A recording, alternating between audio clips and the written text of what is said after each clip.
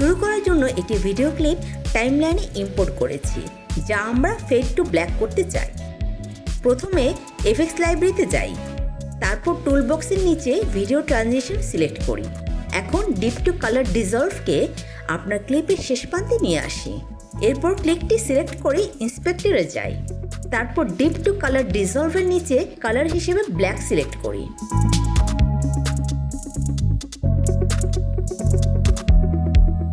অবশেষে দারুণ দেখতে ফেড টু ব্ল্যাক ক্লিপটি প্লে করি। আর আপনি যদি ফেডের ডিউরেশন চেঞ্জ করতে চান তাহলে ট্রানজিশনের শেষ অংশ ড্র্যাগ করুন। So that's all for Fade to Black. Thanks for watching and keep in touch by subscribing us.